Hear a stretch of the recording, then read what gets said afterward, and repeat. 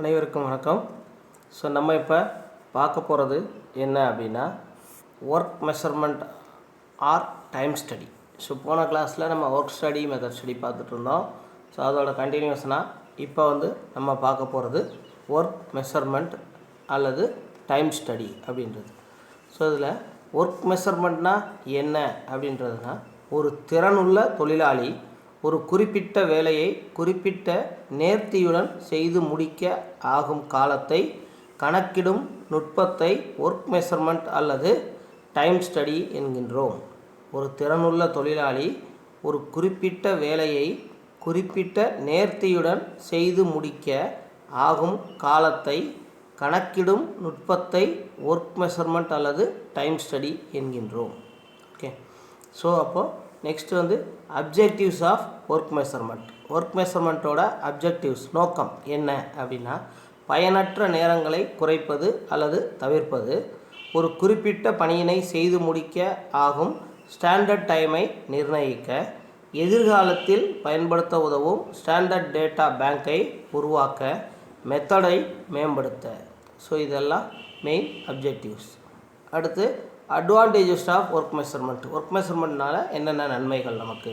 ஒரு பணியினை செய்யும் இரு வேறுபட்ட முறைகளை ஒப்பிட்டு பார்க்க உதவுவது, 2 அல்லது அதற்கு மேற்பட்ட முறைகள் இருப்பின் ஒவ்வொன்றிற்கான கால அளவு டைம் ஸ்டடி மூலம் கணக்கிடப்பட்டு மிக குறைந்த நேரம் எடுத்துக்கொள்ளும் முறையை தேர்ந்தெடுக்கப்படுவது, ஸ்டாண்டர்ட் டைமானது இன்சென்டிவ் சிஸ்டம்க்கு அடிப்படையாகும். பொருட்களின் அடக்க விலையை தீர்மானிக்க ஒர்க் மெஷர்மெண்ட் உதவுகிறது. இயந்திரங்கள் மற்றும் பணியாட்களுக்கான வேலைப்பளுவை கணக்கிட உதவுகிறது. ஒரு பணிக்கு தேவையான ஆட்கள் மற்றும் இயந்திரங்களை கணக்கிட உதவுகிறது. ப்ரொடக்ஷன் கண்ட்ரோலுக்கு உதவுகிறது. பொருட்களின் உற்பத்தி விலையை கட்டுப்படுத்த உதவுகிறது. உற்பத்தி பொருட்கள் வாடிக்கையாளர்களுக்கு வழங்கும் நேரத்தை கண்டறிய உதவுகிறது. ஸோ இதெல்லாம் அட்வான்டேஜஸ் ஆஃப் ஒர்க் மெஷர்மெண்ட். அடுத்து நம்ம பார்க்க போகிறது basic procedure in making time study. So time ஸ்டடியை நம்ம பண்ணுறோம் அப்படின்னா அதுக்கு என்ன ப்ரொசீஜர் ஃபாலோ பண்ணுறோம் அப்படின்றது. ஸோ இப்போ இங்கே கொடுத்துருக்கு பார்த்திங்களா ஒரு 9 ஸ்டெப்ஸு. ஸோ இதுதான் நமக்கு time study making procedure. Stop watch time study செய்வதற்கு பின்பற்றப்படும் நடைமுறைகள் கீழே கொடுக்கப்பட்டுள்ளன. ஸோ முதல்ல செலக்டு, ரெண்டாவது record, next breaking down, examine, measure, assess the rating, basic time, allowance and standard time. So இந்த எல்லாம் வச்சு நம்ம என்ன பண்ணுறாங்க, டைம் ஸ்டடி பண்ணுறாங்க.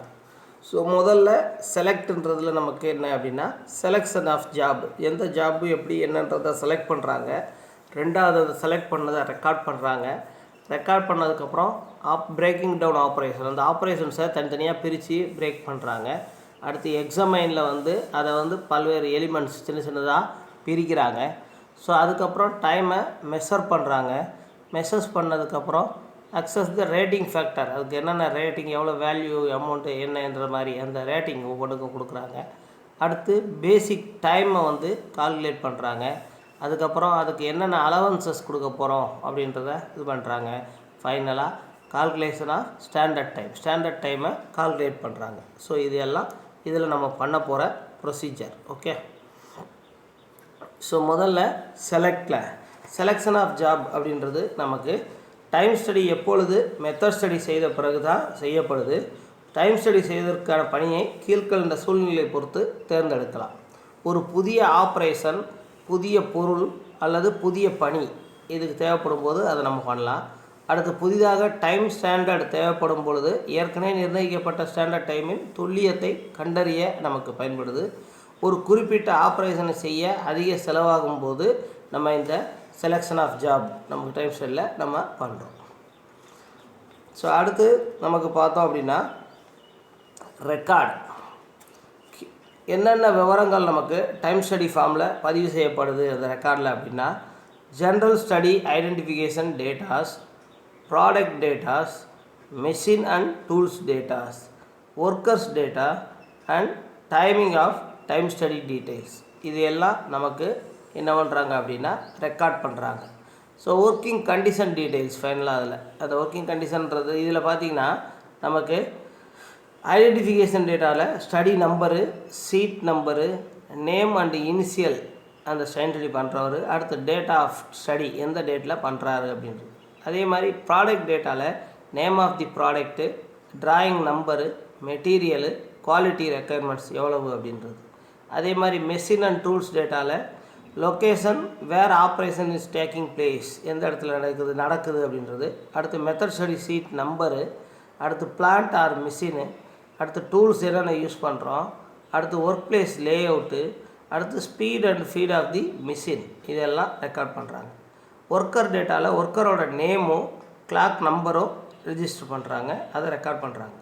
அடுத்து டைமிங் ஆஃப் டைம் ஸ்டடி டீட்டெயிலில் வந்து டைம் ஆன் ஆரம்பித்தது, டைம் ஆஃப் முடிகிறது, அடுத்து எலாஸ்ட் டைம் என்ன அப்படின்றது. அடுத்து ஒர்க்கிங் கண்டிஷன் டீட்டெயிலில் டெம்பரேச்சர் எவ்வளோ இருக்குது, ஹுமிடிட்டி எவ்வளோ இருக்குது, லைட்டிங் எவ்வளோ இருக்குது அப்படின்றத ரெக்கார்ட் பண்ணுறாங்க. ஸோ அதுக்கப்புறம் நமக்கு breaking down operation into elements, அதை எலிமெண்ட்ஸாக பிரேக் பண்ணுது. ஒரு பணியை எளிதாக ஆய்வு செய்ய ஒவ்வொரு ஆப்ரேஷனும் சிறு சிறு பல்வேறு எலிமெண்ட்டுகளாக பிரிக்கப்படுகிறது. எளிதாக நேரத்தை அளந்திட வசதியாகவும் இவ்வாறு எலிமெண்ட்டுகளாக பிரிக்கப்படுகிறது. மேலும் கீழ்கண்ட காரணங்களுக்காக ஆப்ரேஷனானது எலிமெண்ட்டுகளாக பிரிக்கப்படுகிறது.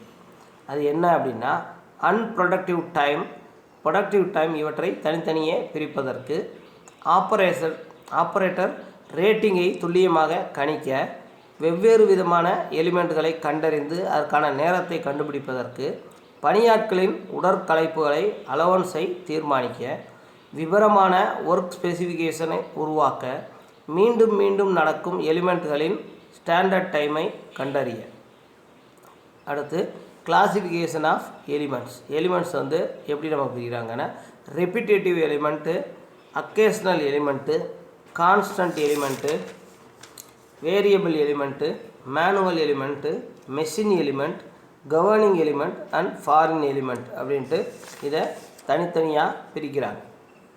ஸோ அதில் ஒவ்வொரு ஒர்க் சைக்கிள்லேயும் நிகழும் எலிமெண்ட் வந்து நமக்கு ரிப்பீட்டேட்டிவ் எலிமெண்ட் அப்படின்னு சொல்லி நம்ம சொல்கிறோம்.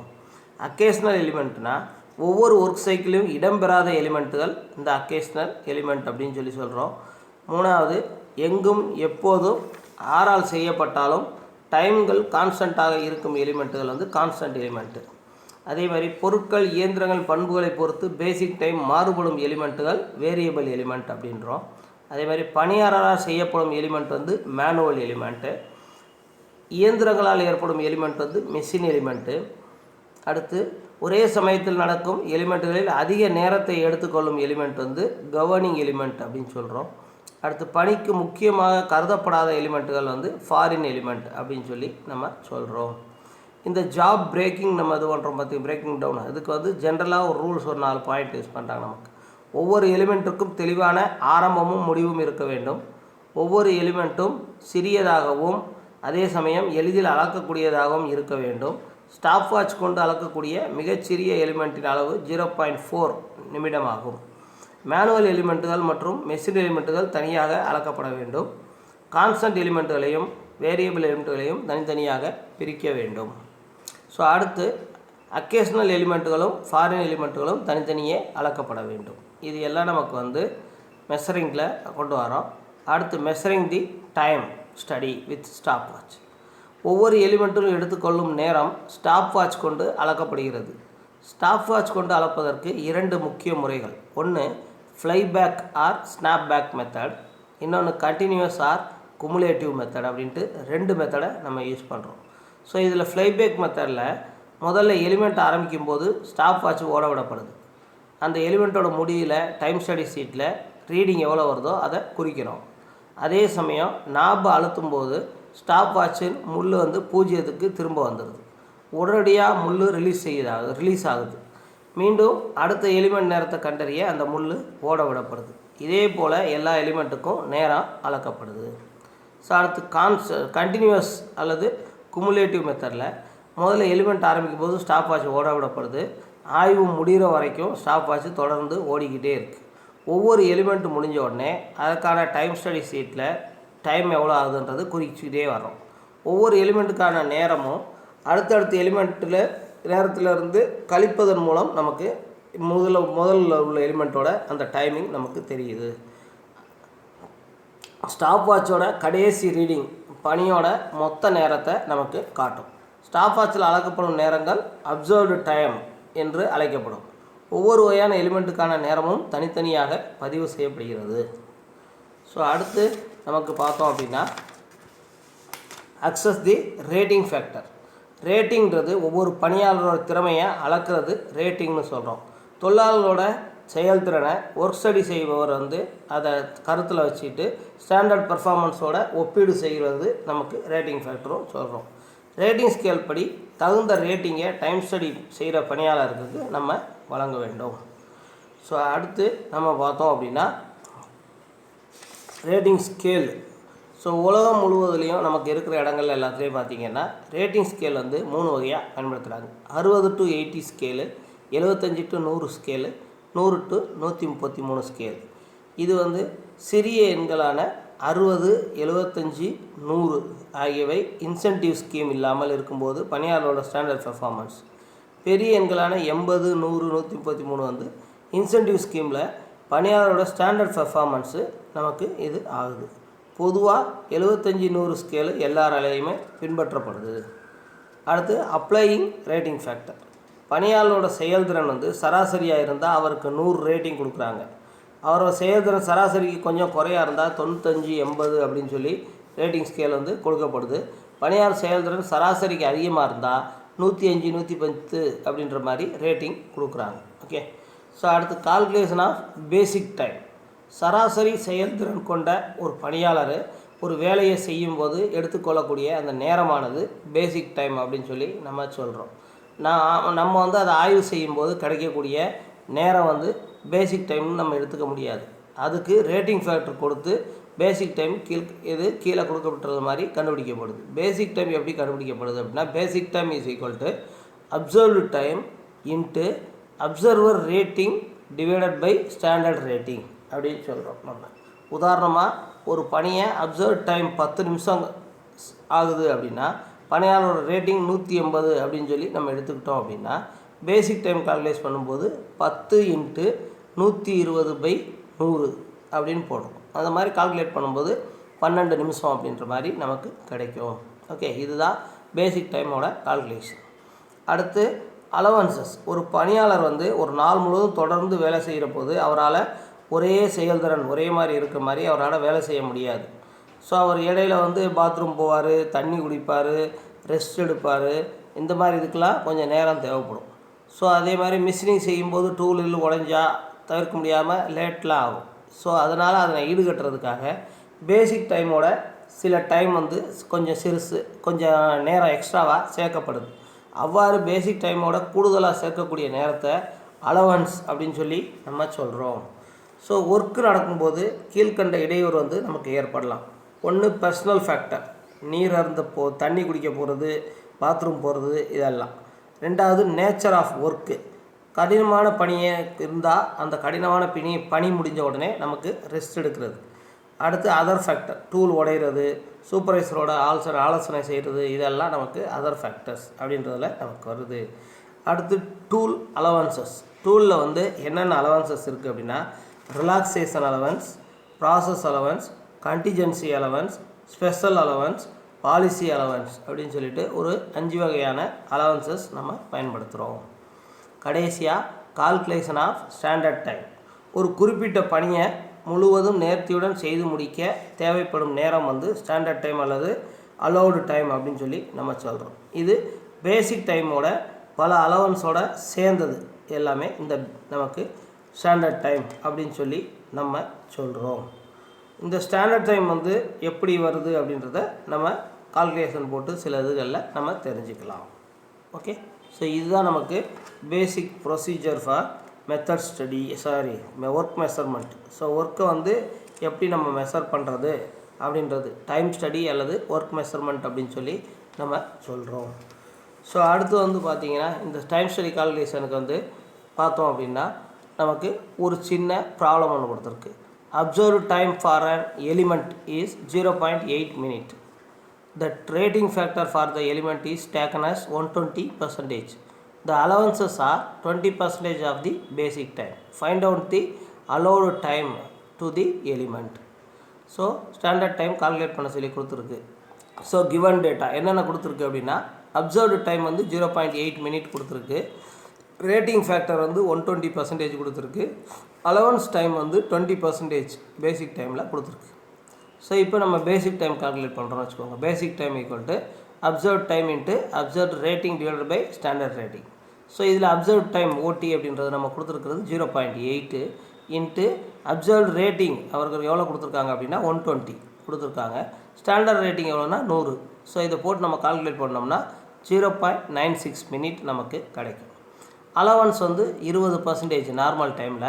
ஸோ அப்போ 0.96 நமக்கு வந்து ஸ்டாண்டர்ட் டைமு, அதோட அலவன்ஸ் 20%, 20/100 போட்டு நம்ம பெருக்கி டிவைட் பண்ணி பெருக்கணுன்னா 0.192 மினிட் நமக்கு அடிஷ்னலாக அலவன்ஸ் கிடைக்கும். ஸோ அப்போ டோட்டல் டைம் நம்ம அலௌடு டைம் அல்லது அந்த ஸ்டாண்டர்ட் டைம் கண்டுபிடிக்கணும் அப்படின்னா நார்மல் டைத்தோட இந்த அலவன்சஸை கூட்டணும். ஸோ அப்போ நார்மல் டைம் 0.96 மினிட்டு, இந்த அலவன்சஸ் 0.192 மினிட்டு. ஸோ டோட்டலாக சேர்த்தோம்னா 1.152 மினிட் அப்படின்றது நமக்கு என்ன டைம், ஸ்டாண்டர்ட் டைம். ஸோ இந்த மாதிரி சின்ன சின்ன ப்ராப்ளம்ஸ் இருக்கும். அந்த ப்ராப்ளம்ஸ்லாம் நம்ம செஞ்சு பார்த்து எல்லாத்தையும் தெரிஞ்சுக்கலாம்.